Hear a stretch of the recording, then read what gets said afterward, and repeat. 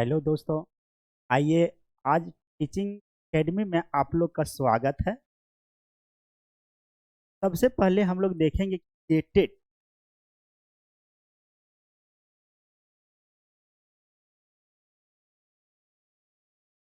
TET के विषय में हम देखेंगे। पहला टॉपिक इसका इतिहास लेखन के स्रोत के बारे में हम जानकारी प्राप्त करेंगे और देखेंगे कि इतिहास लेखन का स्रोत क्या है। इतिहास लेखन का स्रोत की जानकारी सबसे पहले हम लोगों को जो देने वाले हैं तो कनिंघम महोदय थे।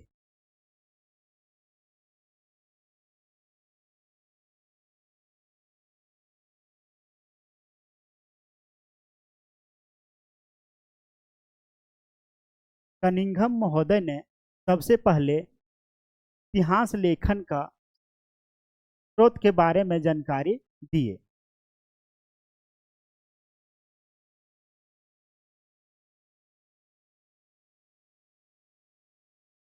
अब हम लोग देखेंगे आगे कि इतिहास लेखन का स्रोत के बारे में जानकारी कनिंघम महोदय 1861 ईस्वी में सबसे पहले कब दिए? 1861 ईस्वी में, और इसका विकास किए।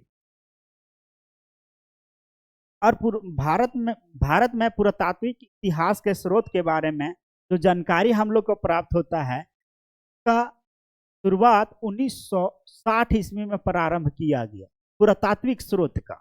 और इस तरह से हम लोग जानते हैं कि इतिहास लेखन का स्रोत क्या है और इसका लेखन प्रक्रिया कैसे प्रारंभ किया गया, और इस इतिहास को जानने के लिए पहले क्या हुआ था, नहीं हुआ था, इसका लेखन का स्रोत की जानकारी हम लोग को कहां से मिलती है? तो पुरातात्विक स्रोत से मिलती है। अब आगे हम लोग देखते हैं कि प्राचीन भारत का इतिहास को जानने से पहले हम लोग जानेंगे कि जिस प्रकार से भारत के इतिहास को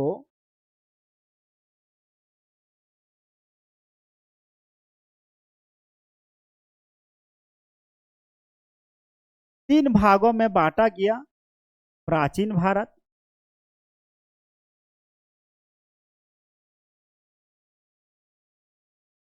दूसरा मध्यकालीन भारत,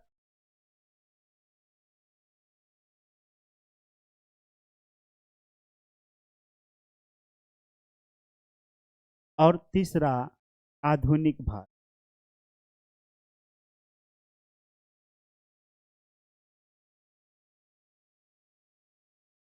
उसी प्रकार हम लोग देखेंगे कि प्राचीन भारत के इतिहास को तीन भागों में बांटा गया। प्राग ऐतिहासिक काल, अधैतिहासिक काल और ऐतिहासिक काल। अब प्राग ऐतिहासिक काल के बारे में जो जानकारी प्राप्त करते हैं वो हड़प्पा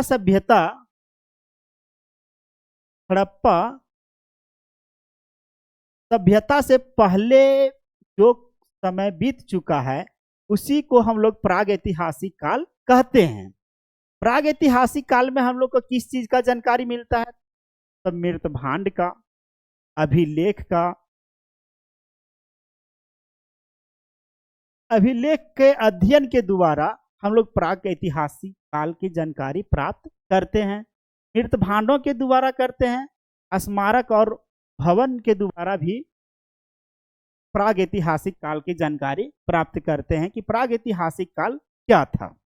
उसी प्रकार अधैतिहासिक काल जो है तो हड़प्पा सभ्यता में जो बीती है उस पीरियड में जितने हड़प्पा सभ्यता में सिंधु नदी के किनारे कृषि किया जाता था, वहां लोग बसे हुए थे, पशुपालन किया जाता था, इसके बारे में जानकारी हम लोग को ऐतिहासिक काल में प्राप्त होती है।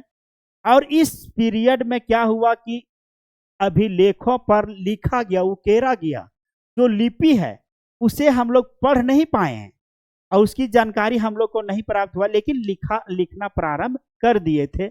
उस काल को हम लोग अधैतिहासिक काल कहेंगे। ऐतिहासिक काल हड़प्पा सभ्यता के बाद के काल को हम लोग देखेंगे ऐतिहासिक काल में। इस समय मनुष्य लिखने के लिए जान गया था, सब बन गए थे, मानव का विकास हो गया था, सामाजिक विकास होने लगा था। ठीक, अब हम लोग आगे देखते हैं कि अध्ययन की सुविधा के लिए प्राचीन इतिहास को कितने भागों में बांटा गया, 3 भागों में विभाजित करके देखेंगे। प्राग ऐतिहासिक काल है क्या, तो कि वैसा काल जिसका लिखित साधन उपलब्ध नहीं है, मतलब कोई लिखित साधन उपलब्ध नहीं है और मानव पूर्ण रूप से सब नहीं बने थे, तो उस समय मानव तब प्राग ऐतिहासिक काल के अंतर्गत रखा गया। जो भी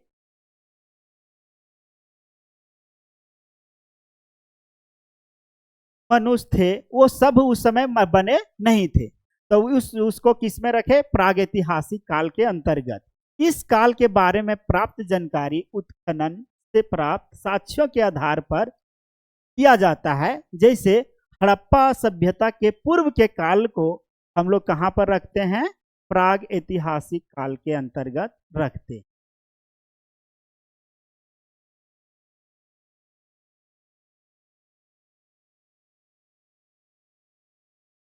प्राग ऐतिहासिक काल के अंतर्गत रखते हैं। अधैतिहासिक काल, अधैतिहासिक काल जो है वैसा काल जिसमें लिखित साधन उपलब्ध है, लिखित साधन उपलब्ध है, लेकिन अभी तक उसका अर्थ हम लोग नहीं निकाल पाए हैं, तो उस काल को अधैतिहासिक काल कहते हैं। मतलब उस समय लिखित साधन तो उपलब्ध हो चुका था, लेकिन अभी तक उसका अर्थ निकाला नहीं जा चुका है, तो वैसे काल को हम लोग अधैतिहासिक काल कहते हैं। इस अधैतिहासिक काल के अंतर्गत हड़प्पा सभ्यता का काल अधैतिहासिक काल के अंतर्गत माना जाता है, या इसी के अंतर्गत आता है। हड़प्पा सभ्यता के काल ही अधैतिहासिक काल कहलाता है। ऐतिहासिक काल के बारे में हम लोग उसी प्रकार जानकारी प्राप्त करते हैं कि ऐतिहासिक काल क्या था, तो हड़प्पा सभ्यता के बाद के काल को हम लोग ऐतिहासिक काल कहते हैं शॉर्ट में। तो वैसा काल जिसमें हमारे पास लिखित साक्ष्य है और उसका अर्थ भी निकाल लिया गया है, मतलब लिपि का विकास इस समय पर हो चुका था, लिपि का विकास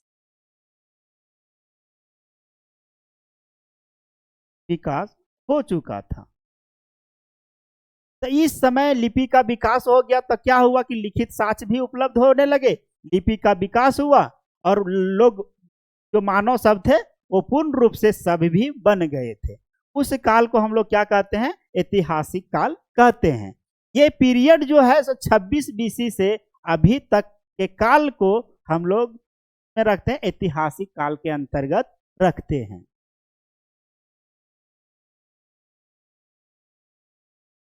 प्राचीन भारत के इतिहास का स्रोत, अब देखेंगे कि प्राचीन भारत के इतिहास का स्रोत क्या है।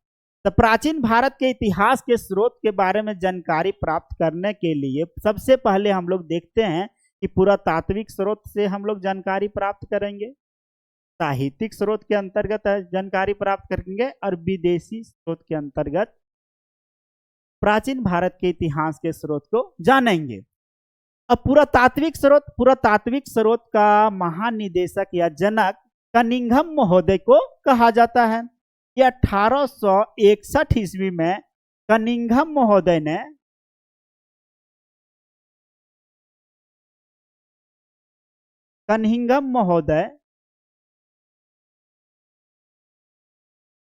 ने इस पुरातात्विक स्रोत की स्थापना करने का काम किया। लेकिन भारत में बोला जाएगा कि भारत में पुरातात्विक स्रोत का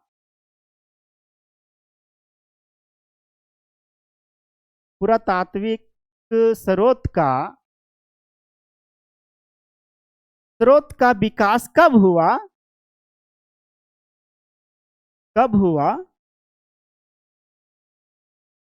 तो हम लोग जानेंगे कि 1960 ईस्वी में हुआ। 1960 में पुरातात्विक स्रोत का विकास 1960 ईस्वी में हुआ। और इसके बाद एच डी संकालिया महोदय ने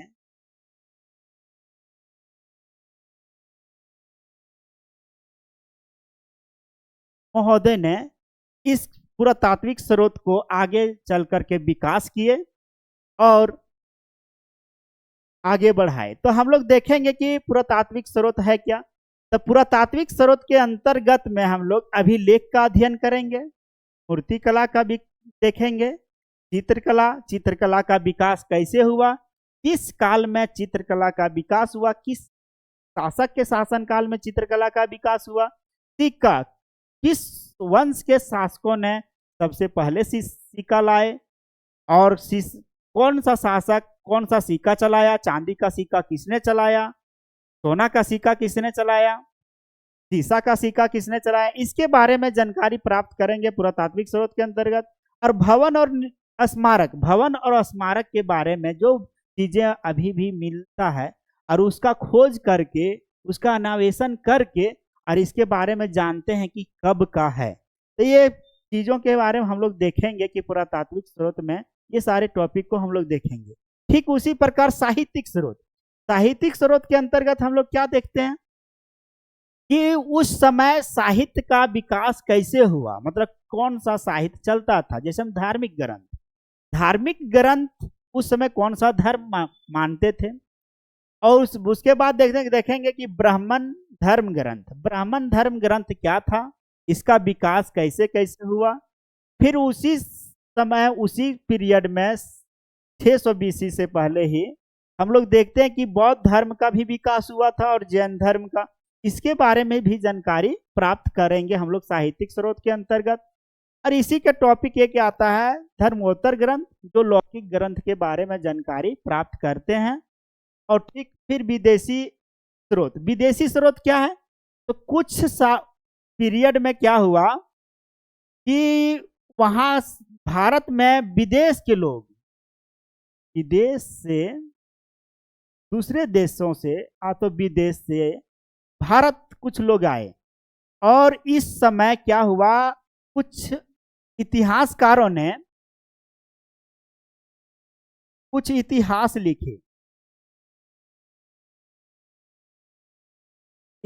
लिखे और उसी का जानकारी हम लोग कहाँ प्राप्त करेंगे, विदेशी स्रोत के अंतर्गत प्राप्त करेंगे।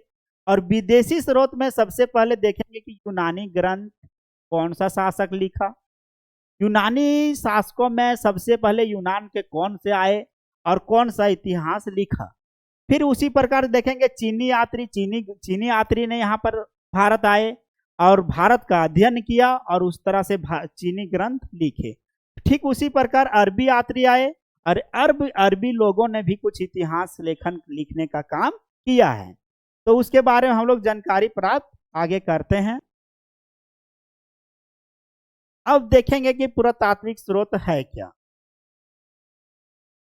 तो इसके अंतर्गत हम लोग निम्नलिखित तथ्यों को शामिल कर सकते हैं, जैसे अभिलेख के बारे में बताएं कि अभिलेख है क्या। तो अभिलेख एक महत्वपूर्ण स्रोत है, अभिलेख से हम लोग बहुत चीजों की जानकारी प्राप्त करते हैं। जैसे में कहा जाए कि अभिलेख का अध्ययन करने वाले को क्या कहा जाता है, तो एपिग्राफी या तो अभिलेखा शास्त्र कहा जाता है। अभिलेख के अध्ययन करने वाले को हम लोग क्या कहेंगे, एपिग्राफी या तो अभिलेखा शास्त्र कहेंगे। क्वेश्चन ये भी पूछता है कि सबसे पहले अभिलेख पढ़ने वाला व्यक्ति कौन था, तो जेम्स प्रिंसेप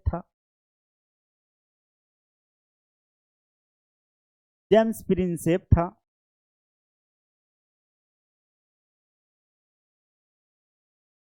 और कब पढ़ा था, तो 1837 ईस्वी में सबसे पहले अभिलेख का अध्ययन पढ़ने वाले व्यक्ति कौन है, जेम्स प्रिंसेप, जो कब पढ़े थे 1837 ईस्वी में। और ये अभिलेख जो पढ़े तो कौन सा अभिलेख, ये अभिलेख किस लिपि में था, तो ब्राह्मणी लिपि में था। तो ब्राह्मणी लिपि में था और सबसे पहले पढ़े। और अशोक के अभिलेख का को भी और किस नाम से जानते हैं, तो चापड़ के नाम से जानते हैं। ये सब हम लोग जानकारी प्राप्त करेंगे इसमें अभिलेख में। तो देखते हैं कि यह एक महत्वपूर्ण स्रोत है। अभिलेख के अध्ययन को अभिलेखा शास्त्र या एपिग्राफी कहा जाता है। क्वेश्चन यहां से पूछता है कि अभिलेख के अध्ययनकर्ता को क्या कहा जाता है, एपिग्राफी या तो अभिलेखा शास्त्र कहा जाता है। भारत में हड़प्पा सभ्यता के अभिलेख अभी तक नहीं पढ़ा गया है। सर्वप्रथम जो अभिलेख पढ़ा गया वह अशोक का अभिलेख है। क्वेश्चन यहां से रहेगा कि अभी तक किस सभ्यता का अभिलेख को नहीं पढ़ा गया। तो हड़प्पा सभ्यता में जो भी लेखन का कार्य हुआ है उसके बारे में, लिपि के बारे में कोई जानकारी प्राप्त हुई नहीं है, तो उस अभिलेख को हम लोग अभी तक पढ़े नहीं पाए हैं। लेकिन किस अभिलेख को पढ़ा गया है, तो अशोक के अभिलेख का अध्ययन करके सबसे पहले जेम्स प्रिंसेप ने पढ़े थे। तो देखते हैं कि सर्वप्रथम अशोक के अभिलेख जेम्स प्रिंसेप ने 1837 ईस्वी में पढ़ा था, जो ब्राह्मणी लिपि का है। और किस लिपि का है? ब्राह्मणी लिपि का है। अशोक के अभिलेख को चापड़ ने लिखा था। अशोक के अभिलेख को किसने लिखा? क्वेश्चन यहां से बनेगा कि अशोक के अभिलेख को किसने लिखा था? तो चापड़ ने लिखा था।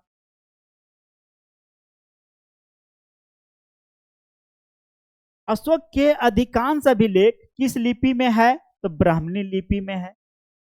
और इसके साथ खरोष्ठी लिपि, अरमाइक लिपि और ग्रीक लिपि का प्रयोग किया जाता।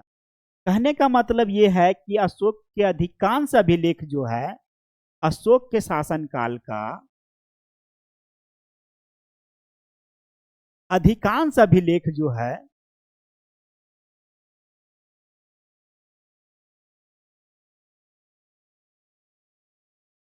वो किस लिपि में है? तो ब्राह्मणी लिपि में है। लिपि में, ब्राह्मणी लिपि में। लेकिन ब्राह्मणी लिपि में अधिकांश अभिलेख है, लेकिन कुछ कुछ अभिलेख पर क्या किया गया है कि खरोष्ठी लिपि का भी प्रयोग,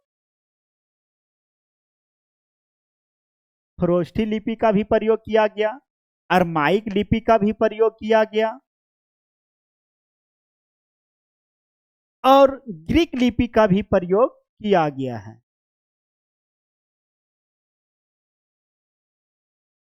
ग्रीक लिपि का भी प्रयोग किया गया है।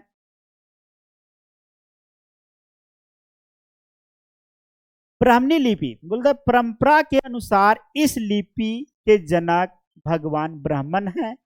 यह बाईं से दाईं लिखा जाता था।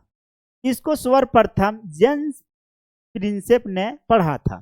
तो बाईं से मतलब बाईं और से दाईं और लिखी जाने वाली लिपि कौन है? तो ब्राह्मणी लिपि।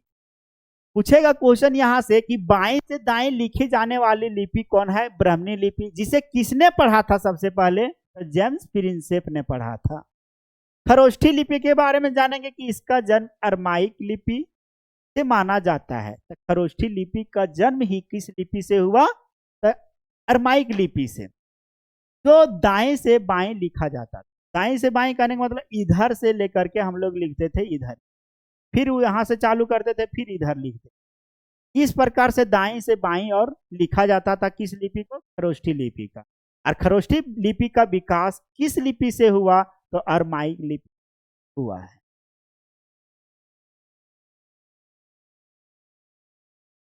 अशोक के अधिकांश अभिलेख किस भाषा में है? तो प्राकृत भाषा में और तो अर्धमगधी भाषा। ये क्वेश्चन बहुत हाईलाइटेड है कि क्वेश्चन पूछता है यहां से कि अशोक के अधिकांश अभिलेख किस लिपि में है? तो अधिकांश अभिलेख हम लोग देखते हैं, अधिकांश अभिलेख प्राकृत भाषा में और तो अर्धमगधी भाषा में है। अब आगे हम लोग देखते हैं कि अभिलेख का नाम और संबंधित शासक का नाम है। अभिलेख, जितने भी अशोक के अभिलेख का अध्ययन किए तो अभिलेख है। तो अशोक के अभिलेखों को कौन सा शासक के शासनकाल में कौन सा अभिलेख जारी किया गया, कौन सा अभिलेख कहाँ पर है, इसके बारे में हम लोग देखेंगे। प्रयाग प्रशस्ति अभिलेख किसका है? समुद्रगुप्त। प्रयाग प्रशस्ति अभिलेख समुद्रगुप्त का है। यहोल अभिलेख पुलकेशिन द्वितीय का है। हाथी गुफा अभिलेख शासक खारवेल का है। गिरनार अभिलेख रुद्रदामन का है। मेहरौली लौह स्तंभ लेख चंद्रगुप्त द्वितीय का है।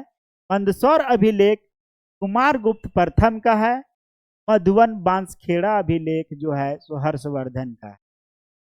अब है यहाँ से शासक दोस्त, बहुत सारे क्वेश्चन यहाँ से पूछे जाते हैं। जेटेट में यहाँ से क्वेश्चन फिक्स है कि आएगा ही आएगा।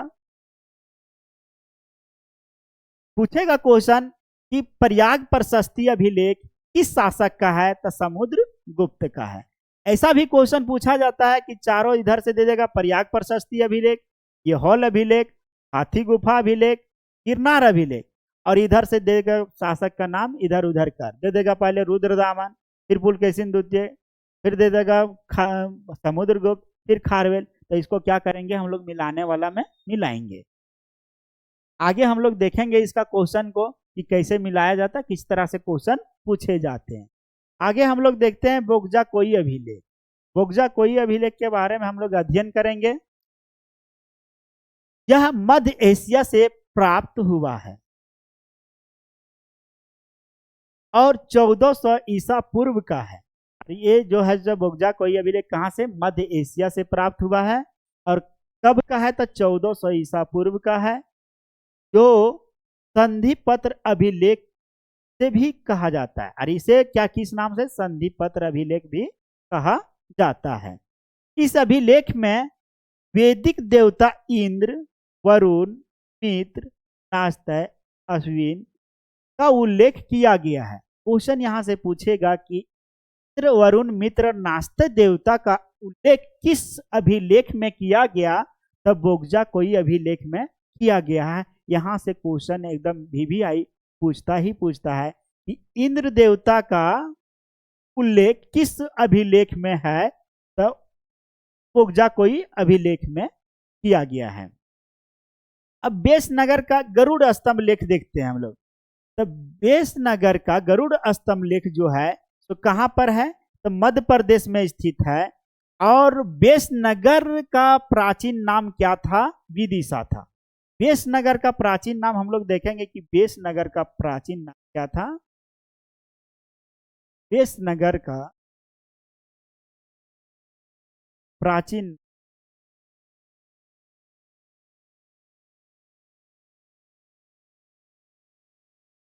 जो है तो विदिशा था।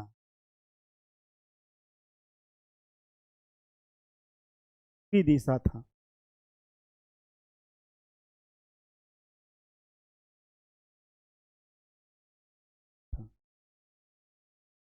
तो ये बेसनगर का प्राचीन नाम क्या था, विदिशा। क्वेश्चन यहां से पूछेगा विदिशा किसका प्राचीन नाम था, तो बेसनगर। इस अभिलेख से स्पष्ट होता है कि यूनानी शासक हेलियोडोरस से संबंधित है। अब क्वेश्चन यहां से रहेगा कि बेसनगर का गरुड़ स्तंभ लेख किस शासक से संबंधित है, तो यूनानी शासक हेलियोडोरस से संबंधित।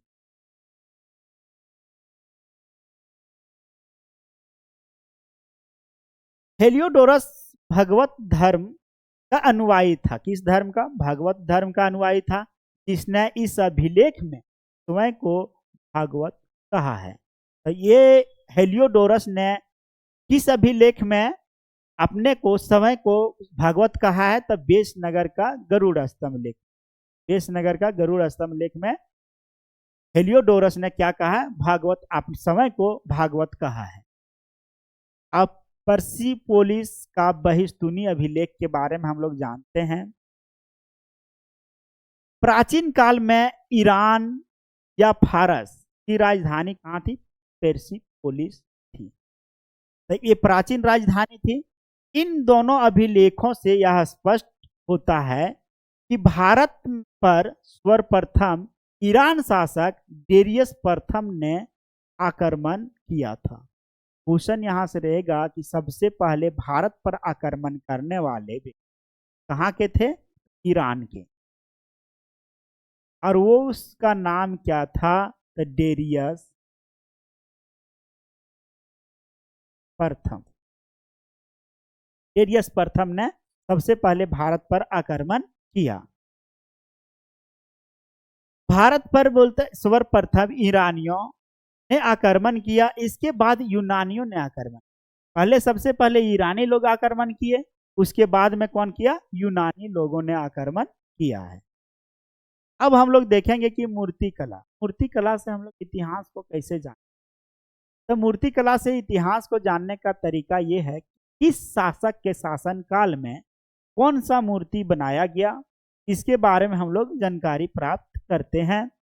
मूर्तिकला से भी हम लोगों को प्राचीन भारत के इतिहास के बारे में जानकारी प्राप्त होता है। मतलब मूर्तिकला से भी हम लोग प्राचीन भारत के इतिहास को जान सकते हैं। हड़प्पा सभ्यता से ही मूर्तिकला का निर्माण शुरू हो गया था। मतलब हड़प्पा सभ्यता से ही मूर्तिकला का निर्माण शुरू हो गया था। मूर्तिकला का अधिक विकास कुषाण काल में हुआ है। तो मूर्तिकला का अधिक विकास किसके शासन काल में हुआ? तो कुषाण के शासन काल में हुआ। कौन सा शासक? कुषाण के शासन, कुषाण काल में हुआ। लेकिन गुप्त काल में इसका सर्वाधिक विकास हुआ है। मतलब सबसे अधिक विकास, सर्वाधिक विकास बोलेगा तो किसके शासन काल में हुआ है? सर्वाधिक विकास क्वेश्चन पूछा जाएगा तो गुप्त काल में हुआ है। गुप्त काल में हुआ है। गुप्त काल में सबसे ज्यादा विकास हुआ है मूर्तिकला का। और किसके शासन काल में प्रारंभ हो गया था? कुषाण के शासन काल में मूर्तिकला का विकास प्रारंभ हो चुका था। अब हम लोग देखेंगे गंधार कला। गंधार कला के बारे में जानकारी प्राप्त करेंगे हम लोग। गंधार कला कहाँ था? गंधार कला जो है वर्तमान समय में अभी पाकिस्तान में स्थित है। गंधार कला अभी पाकिस्तान में स्थित है। प्राचीन काल में गंधार राज्य की राजधानी तक्षशिला थी। क्वेश्चन यहां से पूछेगा कि गंधार कला की राजधानी, गंधार कला की राजधानी, गंधार राज्य की राजधानी कहाँ थी? तो तक्षशिला, तक्षशिला में थी। इस क्षेत्र में जिस कला का उद्भव और एवं विकास हुआ उसे गंधार कला कहा गया है। और जिस इस समय में मतलब गंधार कला में जिस उद्भव और विकास हुआ उसी को हम लोग किस नाम से जानते हैं? गंधार कला के नाम से जानते हैं।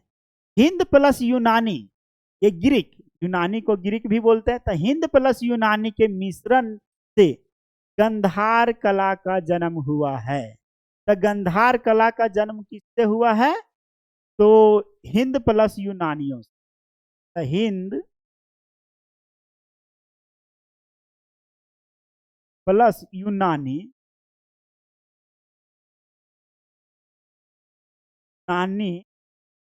को मिला करके गंधार कला का विकास हुआ। गंधार कला का विकास हुआ और वो बनाया गया। जो यूनान देवता अपोलो के समान है, कहने का मतलब जो गंधार कला का विकास, भगवान बुद्ध की मूर्ति जो है तो किस के समान है? तो अपोलो, देवता अपोलो के समान। यूनान का देवता एक है अपोलो, उसी के समान में एक मूर्ति बना हुआ है। किसका?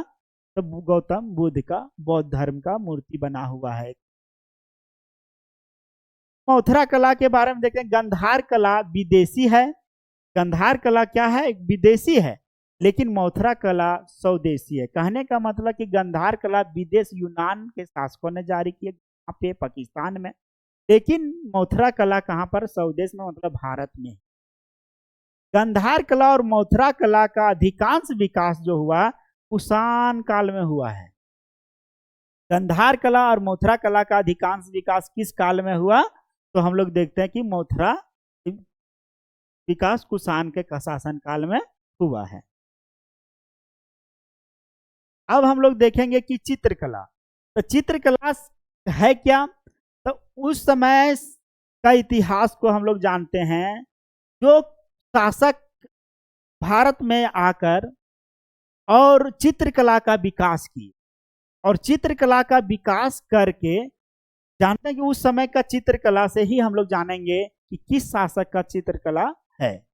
मूर्ति कला के सम्मान, मतलब मूर्ति जो कला का सम्मान ही चित्रकला से भी प्राचीन इतिहास को जान सकते हैं। कहने का मतलब जिस तरह से मूर्ति का विकास हुआ और उसी से हम लोग प्राचीन इतिहास को लेखन को जाने, उसी प्रकार चित्रकला का भी विकास हुआ था उस समय। उसी से हम लोग क्या जानेंगे, प्राचीन इतिहास को जानेंगे। जैसे देखते हैं कि अजंता की चित्रकला, तो अजंता की चित्रकला कहाँ था, महाराष्ट्र के औरंगाबाद में था। और क्या था कि इसमें चित्रकला में हम लोग देखेंगे कि उस समय बहुत सारे गुफा बनाए गए थे। तो उसमें गुफा में कहीं कहीं पर क्या मिला है, चित्र का विकास, चित्र किया हुआ कुछ कुछ संकेत मिले हुए हैं, उसके जानकारी हम लोग प्राप्त करते हैं। यहाँ पे देखते हैं कि यहाँ यह महाराष्ट्र के औरंगाबाद में स्थित है। यहाँ पर कुल 29 गुफाएं है, लेकिन वर्तमान में 6 गुफा ही सुरक्षित रूप से वर्तमान में मौजूद है। गुफा संख्या 1, 2, 9, 10, 16, 17, ये गुफे संख्या 6 जो है तो अभी वर्तमान समय में उपलब्ध है। इनमें से 16 और 17 जो है गुफा संख्या, ये दोनों गुप्तकालीन माना गया है। मतलब क्वेश्चन यहाँ से पूछेगा कि गुप्तकालीन गुफा कौन सा था, तो गुप्तकालीन गुफा 16 और 17 जो है सो गुप्तकालीन है और इसमें चित्रकला का विकास हुआ है। अभी भी जाइएगा तो देखिएगा कि औरंगाबाद में कुछ 16 और 17 गुफा संख्या में चित्र बनाया हुआ दर्शाया गया है। 17 में जो है सो एक महिला शिशु के लिए करके खड़ी है, उसके बारे में हम लोग देखते हैं। और 16 में जो है तो हम लोग देखते हैं कि एक मरणशील राजकुमारी है और खड़ी हुई है और वहां पे उसका दया भाव का प्रदर्शित किया गया। देखते हैं आगे इस लिखा गया है कि प्रारंभ में सतवाहन वंश के शासकों ने इसका निर्माण किया था। अजंता की चित्रकला का निर्माण किसने किया था, सबसे पहले सतवाहन शासकों ने किया था।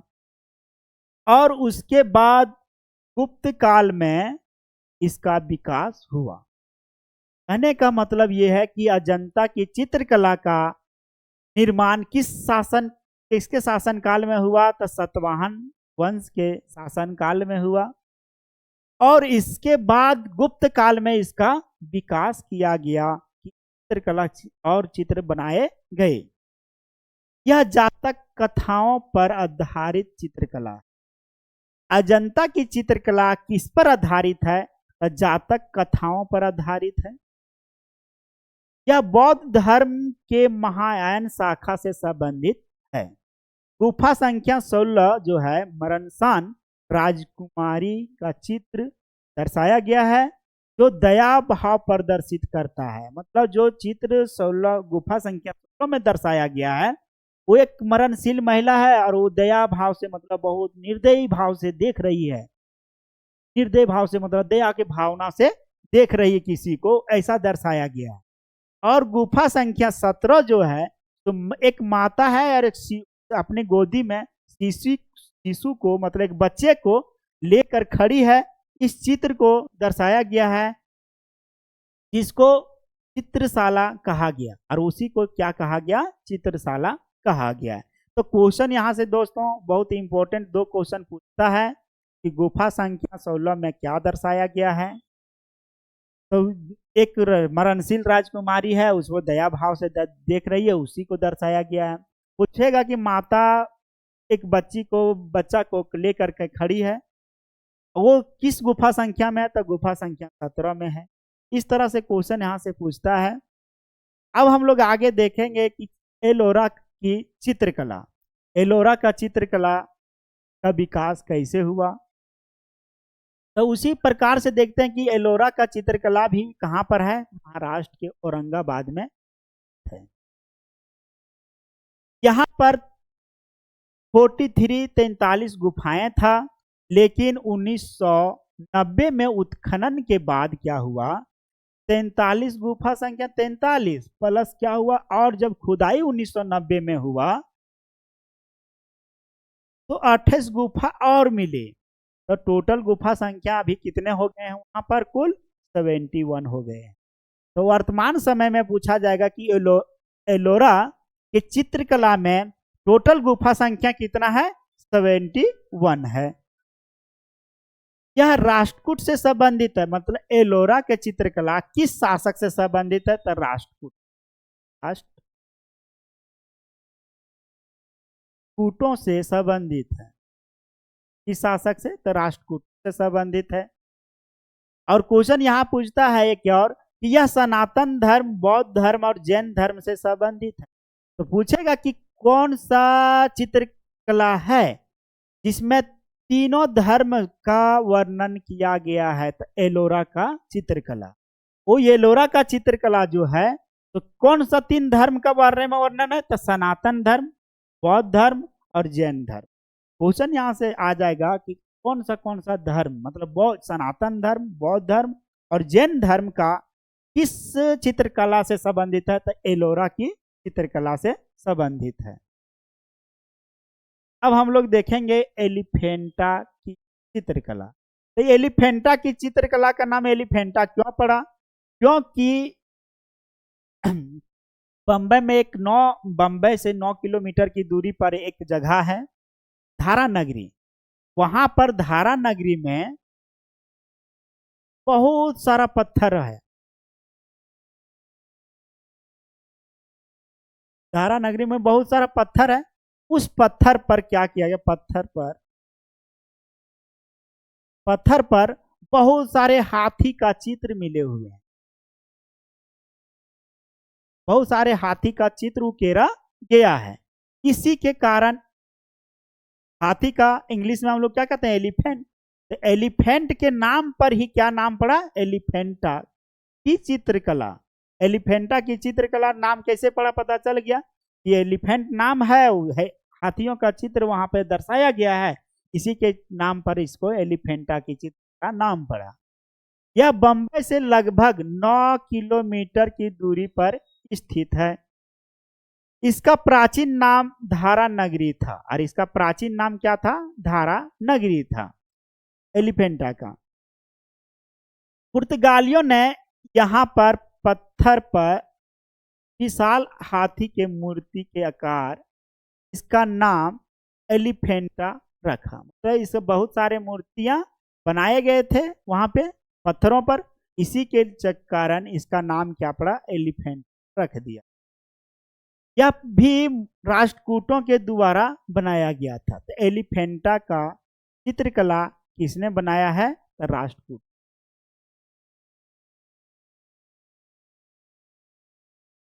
कूटों ने बनाया। यह शैव धर्म से संबंधित है। और किस धर्म से? बोलता है एलिफेंटा की चित्रकला जो है किस धर्म से संबंधित है? तो शैव धर्म से संबंधित है। क्योंकि यहाँ से विश्व प्रसिद्ध शिव की मूर्ति मिली हुई है। और ये शैव धर्म से संबंधित इसलिए है कि एलिफेंटा में एक बहुत विश्व प्रसिद्ध शिव का मूर्ति मिला हुआ है। इसी के कारण ये किस धर्म से संबंधित है? शैव धर्म से संबंधित। तो पूछा जाएगा कि शैव धर्म से संबंधित चित्रकला कौन है? तो एलिफेंटा चित्रकला शैव धर्म से संबंधित है।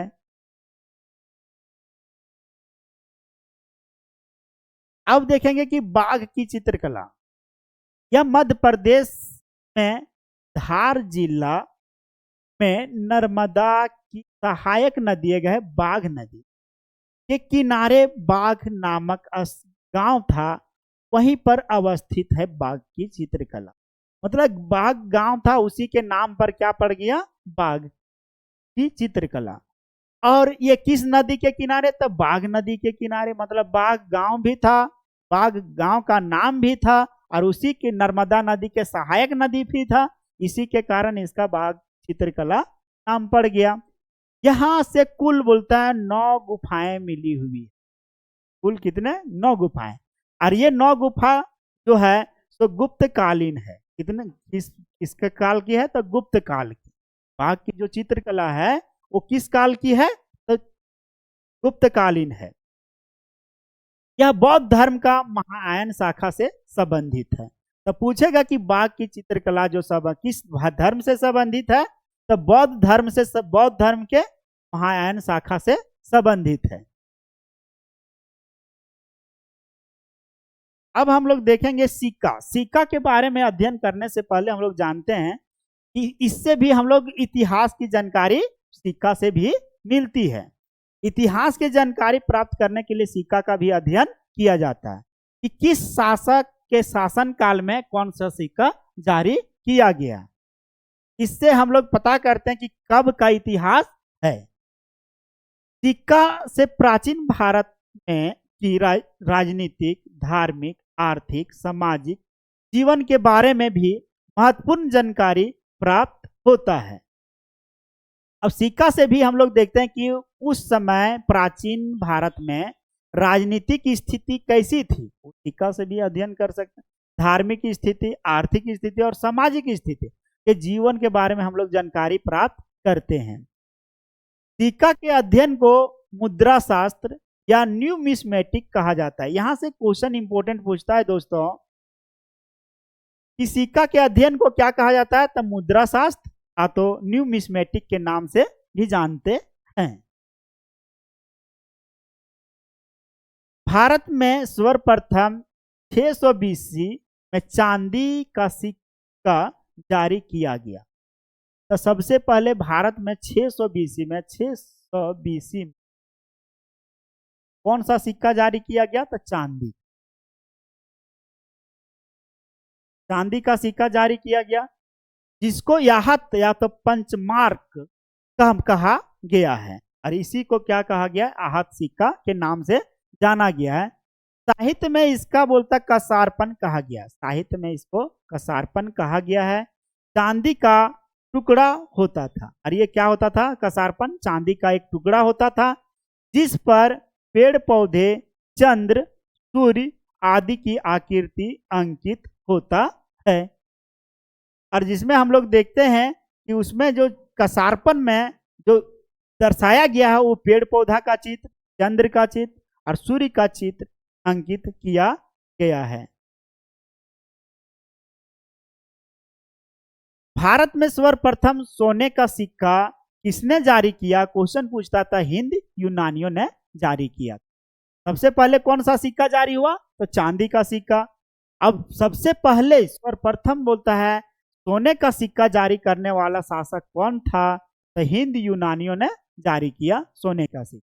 सर्वप्रथम लेखा युक्त सिक्का या तिथि कर्म कसारपन सिक्का हिंद यूनानियों ने जारी किया है। अब क्वेश्चन यहां से पूछेगा, लेखन युक्त या तिथि कर्म आकर्षक सिक्का किसने जारी किया है, तो हिंद यूनानियों ने जारी किया है। सबसे अधिक सोने का सिक्का गुप्त शासकों ने जारी किया है। तो देखिए दोस्तों, यहाँ पे कंफ्यूजन ये लोग होता है कि सबसे अधिक सोना के सिक्का गुप्त शासकों ने जारी किया, लेकिन सबसे पहले सोना का सिक्का किसने जारी किया था, तो हिंद यूनानियों ने जारी किया था। सबसे अधिक शुद्ध सोने का सिक्का किसने जारी किया, कुषाणों ने जारी किया था। 3 क्वेश्चन यहां से सोने का सिक्का से आता है कि सबसे अधिक शुद्ध बोलेगा सोने का सिक्का किसने जारी किया, तो कुषाणों ने। शुद्ध सोने का सिक्का बोला जाएगा तो कौन सा शासक, कुषाण ने जारी किया था। और यदि बोला जाएगा कि सबसे पहले सोना का सिक्का किसने जारी किया, सबसे पहले सोने का सिक्का किसने जारी किया, तो हिंद यूनानियों ने।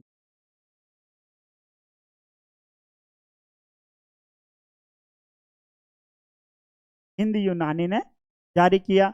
उसके बाद हम लोग एक क्वेश्चन और बनता है कि सबसे अधिक सोने का सिक्का किसने जारी किया, सबसे अधिक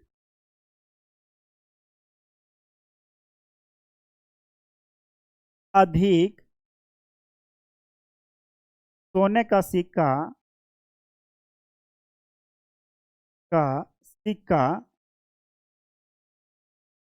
किसने जारी किया, तो ये सबसे अधिक सोने का सिक्का जो जारी किया था गुप्त शासकों ने जारी किया, गुप्त शासकों ने जारी किया। ये 3 क्वेश्चन यहां से बनता है। शुद्ध सोने सिक्का कुषाण शासक, सबसे पहले सोने का सिक्का हिंद यूनानी, और सबसे अधिक सोने का सिक्का जारी करने वाले गुप्त शासकों ने जारी किया है। भारत में सीसा प्लस 14 का सिक्का जारी करने वाले सातवाहन शासक ने जारी किया था। तो सीसा और 14 का सिक्का जारी करने वाले शासक कौन है? तो सातवाहन है। तो क्वेश्चन यहां से पूछेगा कि सीसा और 14 का सिक्का जारी करने वाले शासक कौन है? तो सातवाहन है।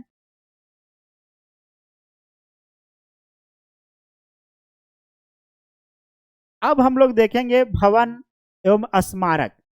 पुरातात्विक स्रोत का ये अंतिम टॉपिक है, भवन और स्मारक। भवन एवं स्मारक से भी सभी अवस्था, कला, संस्कृति और तकनीक के बारे में जानकारी मिलता है। जैसे राजप्रसाद, मंदिर निर्माण शैली, विहार, स्तूप, चित्र और अवशेष, ये सारे जानकारी हम लोग कहाँ से प्राप्त करें? भवन और स्मारक प्राप्त करते हैं। इसमें हम लोग आगे देखते हैं कि राजप्रसाद है। चंद्रगुप्त मौर्य ने पटना के कुम्हरार में 80 स्तंभ वाला राजप्रसाद राजमहल का निर्माण करवाया था। कहाँ पर? कुम्हरार में। तो चंद्रगुप्त मौर्य जो थे से पटना के कुम्हरार एक जगह है, वहां पर 80 स्तंभ वाले एक भवन का निर्माण करवाया। एक भवन का निर्माण करवाया था। कौन? चंद्रगुप्त मौर्य ने, जिसके अवशेष वर्तमान में सुरक्षित है और जिसका अवशेष जो है तो अभी भी पाया जाता है। अवशेष अभी भी पाया जा रहा है। इस राजप्रसाद की तुलना ईरान की राजधानी पर्सिपोलिस के राजमहल के साथ किया जाता है। और इसका तुलना जो किया जाता है तो ईरान का राजधानी पर्सिपोलिस है, उसी से किया जाता है। राजप्रसाद लकड़ी का बना हुआ था, और राजप्रसाद जो का बना हुआ था तो लकड़ी। इसका बना हुआ है लकड़ी।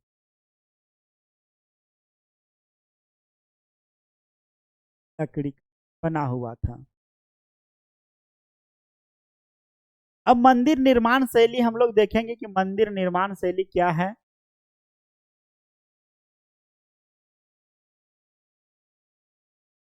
इससे वास्तुकला या स्थापत्य कला के बारे में जानकारी प्राप्त होता है।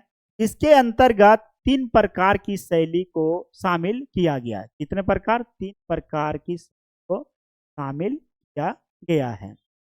नागर शैली हम लोग देखेंगे, वेसर शैली और द्रविड़ शैली। तो मंदिर में देखिएगा आप लोग कि मंदिरों में 3 शैली का विकास, अलग अलग शैली अलग अलग क्षेत्रों में विकास हुआ है। जैसे मैं कहने का मतलब ये है कि साउथ में जो चलता है, कौन सा शैली चल रहा है? पूर्वोत्तर भारत में।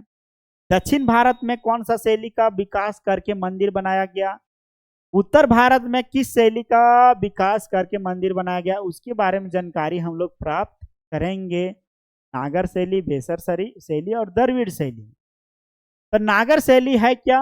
अब हम लोग देखते हैं हिमालय से लेकर, मतलब हिमालय वाला क्षेत्र जो है वहां से लेकर विंध्य तक के क्षेत्र में इस शैली लोकप्रिय है। तो देखिएगा कि हिमालय से विंध्य तक का क्षेत्र जो है वहां पर जो भी मंदिर बनते हैं उस किस शैली में बनता है? तो नागर शैली में नागर शैली में बनता है।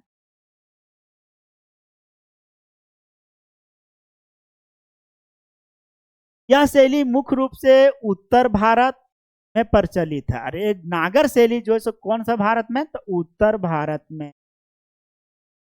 उत्तर भारत में प्रसिद्ध है, उत्तर भारत में पूरे प्रचलित है ये नागर शैली। जैसे में हम लोग देखेंगे कि पुरी की जगन्नाथ मंदिर जो कोणार्क का सूर्य मंदिर, भुवनेश्वर का लिंगराज मंदिर, ये सब मंदिर किस शैली में है? तो नागर शैली। अब पूछेगा कि पुरी का जगन्नाथ मंदिर कहाँ पर है? तो उड़ीसा में है, पुरी में। कोणार्क का सूर्य मंदिर कहाँ पर है? तो उड़ीसा में ही है। भुवनेश्वर का लिंगराज मंदिर, भुवनेश्वर मतलब उड़ीसा, तो लिंगराज मंदिर कहाँ है? उड़ीसा में ही है। लेकिन ये सारे मंदिरों का निर्माण जो किया गया किस शैली में किया गया? नागर शैली में किया गया। तो ये सब मंदिर कहाँ है? उत्तर भारत में है। अब आगे देखते हैं कि बेसर शैली, विंध्य से लेकर कृष्णा नदी के बीच के क्षेत्र में यह लोकप्रिय है। तो जो बेसर शैली कहाँ था? विंध्य से लेकर के कृष्णा नदी का क्षेत्र जो है वहां तक के क्षेत्र में ये बहुत प्रसिद्ध है। और बेसर शैली का प्रयोग जो हुआ है अधिकतर महाराष्ट्र के परनाथ मंदिर में हुआ। तो बेसर शैली का विकास सबसे पहले किस क्षेत्र में हुआ? विंध्य से लेकर के कृष्णा नदी के बीच में। और वो इलाका कहाँ पड़ता है? गुजरात हो गया, महाराष्ट्र हो गया, ये सारा इलाका में बेसर शैली, जो भी मंदिर महाराष्ट्र और गुजरात में बने हुए हैं तो किस शैली में बने हुए हैं? तो बेसर शैली। बेसर। द्रविड़ शैली के बारे में हम लोग देख लेते हैं थोड़ा सा। कृष्णा नदी से लेकर कन्याकुमारी के बीच के क्षेत्र में यह लोकप्रिय है। तब कृष्णा नदी से लेकर के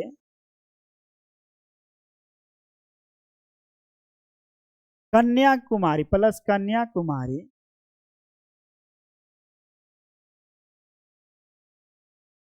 ये क्षेत्र जो इसके बीच का जो क्षेत्र है उसमें ये क्या बेस द्रविड़ शैली का विकास हुआ।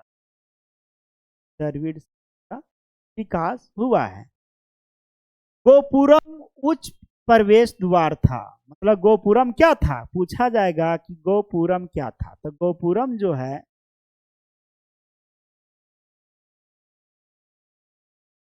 गोपुरम क्या है? उच्च प्रवेश द्वार, मतलब सबसे ऊंचा ऊंचा द्वार जो होता था वो गोपुरम कहलाता था। विमान एक के ऊपर एक मंजिला, मतलब विमान कहने का मतलब एक मंजिला ये बना, दूसरा मंजिला फिर बना, फिर तीसरा मंजिला बना, ये एक के ऊपर एक, उसको विमान कहते हैं। द्रविड़ शैली का मुख्य विशेषता है। द्रविड़ शैली का मुख्य विशेषता क्या है? कि एक मंदिर नीचे में बना है इसमें, फिर एक मंदिर ऊपर में बना दिया गया है, उसके ऊपर में एक और मंदिर बना दिया गया। तो द्रविड़ शैली में क्या है कि यहाँ पर द्रविड़ शैली का विकास हुआ है। उदाहरण के लिए हम लोग देखेंगे कांची का कैलाशनाथ मंदिर किस शैली में है? तो द्रविड़ शैली में है। कांची के कैलाशनाथ मंदिर द्रविड़ शैली में है। तंजौर का राजराजेश्वर मंदिर, तंजौर का राजराजेश्वर मंदिर भी द्रविड़ शैली में। बृहदेश्वर मंदिर आदि प्रमुख हैं। बोलता है बृहदेश्वर मंदिर, ये सब किस शैली में है? तो द्रविड़ शैली में। द्रविड़ शैली का सर्वश्रेष्ठ उदाहरण जो है तो तंजौर का बृहदेश्वर मंदिर सबसे प्रमुख उदाहरणों में से एक है। तो पूछा जाएगा कि तंजौर का बृहदेश्वर मंदिर किस शैली में है? तो द्रविड़ शैली में है। द्रविड़ शैली दक्षिण भारत के क्षेत्र में लोकप्रिय है। और ये द्रविड़ शैली किस क्षेत्र में? तो दक्षिण भारत के क्षेत्रों में लोकप्रिय हुआ है। भारत में सर्वप्रथम मंदिर निर्माण का कार्य चालू हुआ था गुप्त काल में। क्वेश्चन यहाँ से आएगा कि भारत में सबसे पहले मंदिर का निर्माण प्रारंभ कब से हुआ और कहां से, कौन सा शासन काल में हुआ? तो गुप्त काल में हुआ था।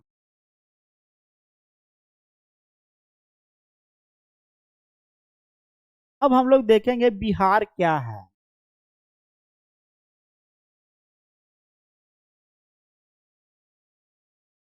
बिहार का शाब्दिक अर्थ बौद्ध भिक्षुओं का निवास स्थान स्थल होता है। अब बिहार क्या है?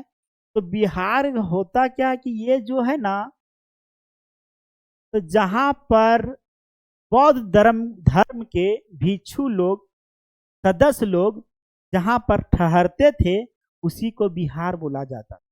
मतलब बिहार कहने का मतलब ये है, एक निवास स्थान होता था, झोपड़ी होती थी, एक झोपड़ी होती थी। उस झोपड़ी में जा करके लोग क्या करते थे, ठहरते थे। बौद्ध भिक्षु लोग और यहाँ के बौद्ध भिक्षु के सदस्य लोग जो ठहरते थे आकर के, उसी को हम लोग क्या किस नाम से जानते हैं, बिहार के नाम से जानते हैं। इसी बिहार बोलता है, इसी बिहार शब्द से आगे चलकर बिहार शब्द का जन्म हुआ। और इसी बिहार शब्द से ही बिहार शब्द का जन्म हुआ है। इन स्थलों पर वर्षा ऋतु के समय में बौद्ध भिक्षु निवास करते थे। साथ ही बौद्ध धर्म से संबंधित शिक्षा का कार्य भी किया जाता था। तो जिस समय बरसात का मौसम होता था तो क्या करता था, बौद्ध भिक्षु लोग वर्षा ऋतु में वहां पर आकर के बौद्ध भिक्षु लोग वहां पर निवास करते थे और बौद्ध धर्म का प्रचार प्रसार करते थे और शिक्षा का कार्य भी करते थे। बिंबिसार ने वेलुवन महाविहार जेत कुमार के जेतवन महाविहार का निर्माण किया था। तो बोलेगा कि वेलुवन महाविहार का निर्माण किसने किया, तो बिंबिसार ने किया था।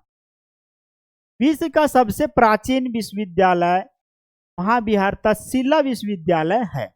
तो विश्व का सबसे प्राचीन विश्वविद्यालय कौन है, तक्षशिला विश्वविद्यालय है।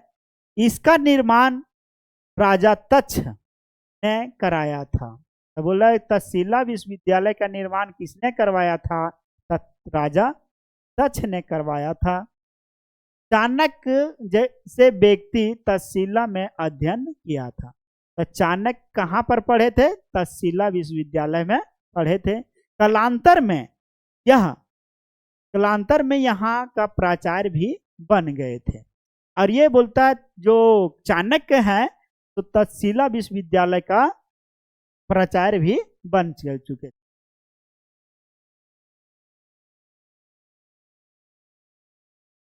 अब देखते हैं भारत